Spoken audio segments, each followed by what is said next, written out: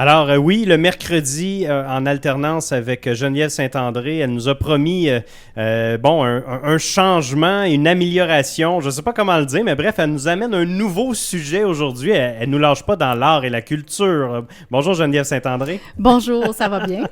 Content de t'avoir en studio. Oui. Tu as pris une belle habitude depuis l'automne de nous parler d'art et de culture. À ta dernière venue dans les studios, tu nous as un peu titillé en nous disant, je vais continuer de vous parler d'art et de culture, mais je vais vous amener un sujet dans lequel tu es à l'aise, tu as cheminé des études, du travail, de l'expérience. Là, écoute, il ne faut pas mettre la table, il faut que tu nous dévoiles au grand jour aujourd'hui ce qui en est. Là. Eh bien, c'est ça, comme on disait la dernière fois, c'est que je vais apporter aux 2 semaines une chronique. Il y en a une chronique, ça va être sur l'art et la culture. L'autre chronique, ça va être sur le design et l'architecture. Donc, on va parler de toutes sortes de sujets en lien avec ça. Puis aujourd'hui, j'amène le sujet du minimalisme. Dans la notion du design et de l'habitation. Oui, bien là, on pourrait dire, de quel minimalisme qu'on parle aujourd'hui. Est-ce qu'on parle du minimalisme, ce qu'on voit là, dans les revues, là, que c'est tout blanc ou gris, il y a un seul meuble dans la pièce, puis non, ça, je dirais qu'on est plus dans une image de revue. C'est loin d'être... je dirais, de ce qu'on a chez nous habituellement. Donc, c'est plus pour souvent vendre un produit ou vendre un projet ou quoi que ce soit ou une firme. La première chose qui me saute en tête quand tu dis minimaliste, moi, c'est les petites maisons. Les petites maisons qu'on voit de plus en plus, il y en a beaucoup au Japon parce que avec l'espace, ils ont comme pas le choix eux autres, mais on voit ça, là, les gens qui achètent comme des vieux containers puis ils changent ça en petites maisons, c'est rendu une certaine mode depuis les dernières années. Là. Oui, ben exactement. C'est exactement une forme de minimalisme, en fait, c'est de chercher à vivre avec exactement ce qu'on a besoin, puis la plupart du temps, on s'invente des besoins, tout ça. Donc, nous, dans notre société, des fois, de surconsommation, là, on peut avoir des besoins qu'on s'invente et tout ça, puis ça fait qu'on a besoin toujours plus d'espace pour ranger ces nouveaux objets-là. Mais effectivement, les mini-maisons, les tiny houses, comme on les appelle là, en anglais, c'est une forme de minimalisme, c'est de vivre avec moins ou en fait avec ce qu'on a réellement besoin comme individu pour être capable de faire autre chose, de prendre ce temps-là qu'on aurait porté sur le nettoyage et tout ça, puis de le mettre avec des relations avec les gens, avec une activité qu'on aime, etc. Donc, c'est cette forme de minimalisme-là là, que je vous inviterais. Et comme designer, je dirais, ça pourrait même être une première étape avant d'aller voir un designer. Vous avez envie de faire une rénovation, vous venez de déménager, ou même avant un déménagement. Parce que vous n'aurez pas le choix là, de faire des boîtes et commencer à évaluer, ça, je l'amène-tu dans la nouvelle demeure. Puis si en plus, vous, comme on dirait en bon français, vous downsizez, vous partez d'un gros bungalow puis vous allez dans un 5,5, le temps de vous replacer ou quoi que ce soit, vous allez trouver ça quand même assez ardu comme travail de partir avec beaucoup d'objets et d'essayer de rentrer ça dans très peu. Donc, pourquoi ne pas le faire au fur et à mesure que vous avez des envies, des besoins? Donc, c'est ça que je voudrais vous parler aujourd'hui. Là, on dirait, quel minimalisme? Ça vient de où, en fait? Une petite origine rapide, c'est qu'en fait, ça vient pas d'hier, ça existe depuis quand même très longtemps, mais ça a été mis en avant-scène dans les dernières années, surtout face au consumérisme qui est grandissant. Donc, face à ça, il y a comme des mouvements qui se sont développés, des gens qui se sont rendus compte qu'ils n'avaient pas besoin de toute cette consommation-là, parce que là, on est confronté à beaucoup de publicités qui nous incitent à acheter, qui nous invitent dans des nouveaux besoins qu'on ne pensait pas. Et là, on se retrouve des fois à avoir accumulé et à se rendre compte que toutes ces choses-là qu'on a, nous tirent énormément d'énergie, énormément de temps. Mais on en parle peut-être plus aujourd'hui, aussi parce que l'environnement nous tient à cœur. Le coût de la vie est très élevé. Oui. Il y a comme beaucoup de facteurs là, qui fait que le coût des matériaux est plus élevé, etc. Là. J'imagine que ça doit appliquer une force, une obligation envers ce qu'on peut appeler le minimalisme. Oui, et c'est pour ça qu'on en parle de plus en plus. Il y a de plus en plus de réseaux sociaux, des pages qui s'ouvrent, des pages YouTube, il y a des livres là-dessus. Il y a Dominique Laureau qui parle de la simplicité de vivre. C'est une femme québécoise qui habite au Japon. Il y a toutes les Marie Kondo de ce monde qui apprennent aux gens comment bien désencombrer, puis après ranger les choses. Donc, on se retrouve à être forcé de s'avouer un peu vaincu des fois devant une tonne d'objets, de dire, mon Dieu, comment que j'ai fait pour m'arriver avec tout ça. Là, je dirais que comme designer, si vous voulez, dans un momentum comme ça, réaménager votre lieu, vous allez être de toute façon forcé de le faire, puis peut-être très rapidement. Et ce n'est pas un sprint, c'est un marathon dans lequel je vous invite. Dans le fond, ce que je vous invite à faire, c'est à regarder chaque objet de votre existence c'est plus précisément dans votre lieu de vie, donc votre appartement, votre maison. Ça peut être aussi au travail, mais je dirais commencer par un lieu que vous habitez en majeure partie du temps et qui fait partie de votre intimité. Puis d'observer au début un tiroir, le contenu d'un tiroir, après ça le contenu d'une armoire, après ça peut être le contenu d'une pièce. Y aller graduellement puis de se questionner. Cet objet-là, l'élément-là, est-ce que ça m'apporte plus de vie dans ma vie? Est-ce que ça m'apporte de la joie? Est-ce que c'est utile à mes activités, à mon quotidien? Ça fait combien de temps que je l'ai utilisé? Ça date de quand, la dernière fois que j'ai pris ce truc-là? Là? Oui, j'ai parlé dernièrement à une amie, elle avait une raclette. Je suis sûre que tout le monde a un kit à fondue ou une raclette. Un kit de raclette, oui. Un kit de raclette. Puis là, elle me disait, ben là, elle est en train de faire justement des rénovations, puis elle se rend compte qu'elle a beaucoup d'objets dans ses garde-robes, puis elle se questionne justement combien de rangements j'ai de besoin. Donc, avant même d'aller voir une designer, elle disait, moi, j'ai besoin de 3 garde-robes, 45 armoires. Ben d'évaluer ça en premier, ça vous permet, de faire de la place dans votre environnement de vie, de vraiment voir vos besoins en espace spatiaux, mais aussi de dire, attends une minute, moi, ça a-tu d'importance dans ma vie? Moi, est-ce que je mets beaucoup d'importance à cette activité-là?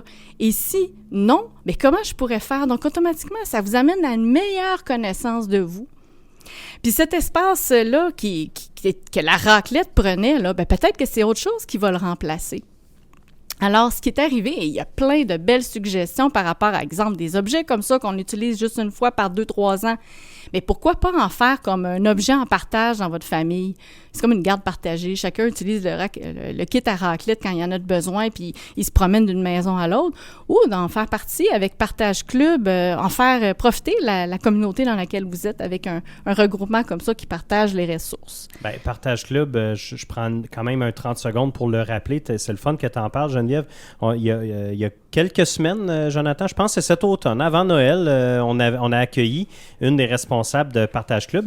Et puis, je le rappelle, à Saint-Georges, ici, Partage Club a vendu 500 places d'utilisation pour tout le voisinage. Et ça, c'est facile. Ceux qui sont de Saint-Georges ont accès gratuitement à la plateforme pour échanger en ligne des kits à raclette, une tondeuse, une scie à chaîne, n'importe quoi, en fait. Là. Vous allez vous inscrire là-dessus. Moi, je suis sur cette plateforme-là.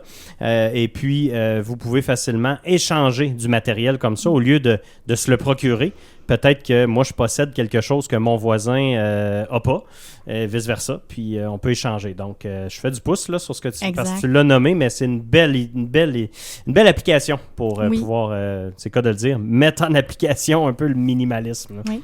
Puis on n'est pas dans l'ascétisme ou dans l'essentialisme. Là, souvent, il y a des gens qui regardent avec un petit sourire, ouais, c'est ça le minimalisme, ça, c'est comme un mode de vie des gens qui n'ont pas les moyens de s'acheter des choses, puis ils se justifient en utilisant le mot minimalisme. Mais en fait, ça a été prouvé que le minimalisme aide à diminuer la charge mentale, à diminuer le stress, à avoir plus de temps dans notre vie, donc le mettre à ce moment-là à quelque chose qui vous convient mieux, à un sentiment de légèreté, puis une meilleure concentration et productivité. Donc oui, c'est quasiment comme un outil de santé mentale, là, si on demeure dans l'équilibre, bien sûr, parce qu'il y a toujours des extrêmes, puis ça, c'est jamais bien là, de polariser là-dedans, parce que, tu sais, demain, si vous vous débarrassez de toutes vos choses, puis là, vous dites « Ah, Moses, j'avais besoin de cet objet-là, finalement, 2 semaines plus tard. Ça fait 3 ans que ça reste dans le garage. Puis là, finalement, je m'en suis débarrassée. » J'en ai besoin au moment où je m'en débarrasse. Ben c'est ça. Fait que l'idée, c'est pas de se débarrasser rapidement, c'est de vraiment évaluer, de dire, puis il y a toutes sortes de façons de faire. On peut y aller vraiment, je peux donner des petits trucs vite comme ça, là. Il y a l'espèce de processus en 3 boîtes, c'est-à-dire la boîte à garder, la boîte à donner, puis la boîte du peut-être. Bien, ces objets-là que vous n'êtes pas certain, là, mais mettez-les dans la boîte du peut-être, puis déjà de tasser celle qui est à donner ou à vendre, là, c'est pas obligé de donner nécessairement, c'est sûr que ça fait toujours du bien de donner, de dire « Hey, ça va aider peut-être quelqu'un ». Mais ça, c'est une façon de faire. Il y a un autre que moi, je suis très favorable pour ça, c'est un objet entre et un doit sortir. Donc, c'est une obligation, là, ça devient une obligation. Il en rentre un, il en sort un. Oui, surtout si on est... Comme avec un conjoint, en fait. Là. Si tu rentres un nouveau conjoint, il faut que l'autre sorte. En tout cas, à moins que tu veuilles la chicane. Là. Mais c'est peut-être pas préférable. Mais c'est ça. Donc, les objets, c'est ça. Mettons, en plus, c'est des objets, par exemple, moi, j'adore les livres. Mais là, à un moment donné, ma bibliothèque, elle a un maximum qu'elle peut prendre. Puis je commence à accumuler, bien, visuellement, ça va devenir chaotique un peu. Ouais. Donc, on essaie de faire à ce moment-là, bon, ben, quel autre que je pourrais donner, quel que je pourrais passer au suivant qui ferait plaisir. Puis là, bon, on garde une espèce de contrôle sur la possibilité d'accumulation qui pourrait créer un chaos. Intéressant. Et puis, il y a aussi des fois de se promener dans la maison, de te dire, hey, c'est où l'endroit où ça devient rapidement chaotique? Là? Des fois, comptoir. Le fameux comptoir. C'est un comptoir, Jonathan, chez vous?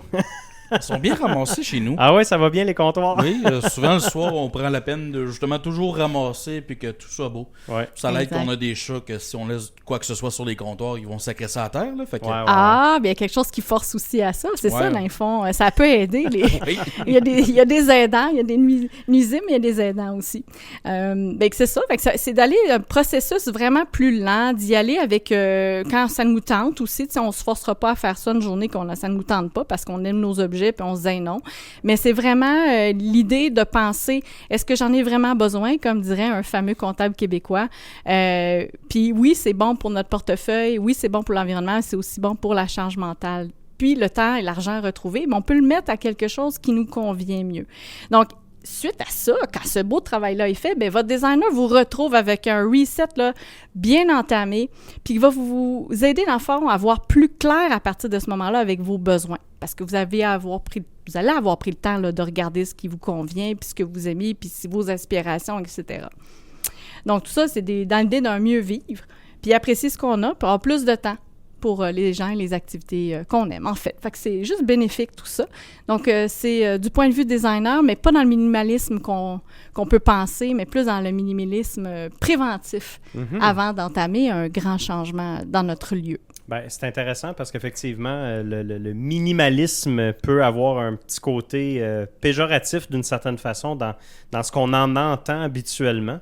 Mais ce que j'entends que tu nous partages ici, ben, c'est pas nécessairement un mode de vie, mais c'est quelque chose qui peut se mettre en place petit à petit, de bonne habitude en bonne habitude, et puis on finit qu'on a un peu épuré notre milieu de vie, puis on peut s'y sentir beaucoup mieux. J'adore ça, c'est vraiment le fun, c'est une belle approche. C'est de rester réaliste, hein, parce qu'on est dans un pays nordique. Donc, on n'est pas en Californie ici. Non, malheureusement. Oui, c'est ça. Puis ça va avec. Le pays nordique va avec les pneus d'hiver, les manteaux d'hiver, les bottes. Les bottes de pluie. Fait qu'on a une panoplie d'objets qu'on a besoin. On a déjà plus de trucs qu'un pays où c'est l'été à temps plein, façon de parler. Là. Exact. Il faut rester quand même lucide avec ça, des besoins qu'on a en termes d'espace de rangement et tout ça, mais sans tomber dans une idée d'accumulation. Ouais, non, c'est un bon point aussi que tu amènes là. J'avais pas pensé à l'aspect hivernal des choses comparativement à d'autres pays. Tu as peut-être un balai pour balayer le trottoir, mais ici, ça prend une pelle à neige aussi l'hiver. Donc, exact. Le cabanon, là, c'est pas long hein, qu'on remplit ça. C'est pas long. Il n'y a pas juste de la bière dans le cabanon. Il y a plein d'affaires. Donc, c'est ça. Donc là, on a parlé de ça. Donc, la prochaine fois qu'on va se voir, ben, on va parler du vide. Après, qu'est-ce qu'on fait avec ce vide-là? On en a parlé un petit peu avec Jonathan à la dernière chronique. Il avait enlevé son sapin, puis là, il regardait le trou que ça l'avait laissé, puis il disait « Hey, qu'est-ce qu'on va faire avec cet espace-là? » Donc, prochaine chronique d'aménagement, de design, d'architecture, on va en parler. OK, intéressant. Hey, c'est un bon sujet, c'est le fun. Je pense que ça va intéresser plusieurs de nos auditeurs, auditrices par ces temps-ci. Surtout, c'est un bon moment. Hiver, printemps, là, c'est le fun de jaser de ça. Ça fait du ménage, pas juste dans la maison, ça peut faire du ménage un peu dans la tête. Exactement, ça l'aide à mieux se sentir chez soi, c'est ça. Bon, ben, génial. Geneviève Saint-André, merci beaucoup. Puis on va alterner comme ça 2 semaines art et culture, 2 semaines on va jouer dans l'habitation, le monde intérieur, l'architecture, le design. Donc c'est cool, tu as des belles choses à nous partager. Ben, merci beaucoup. Puis à dans 2 semaines. À dans 2 semaines.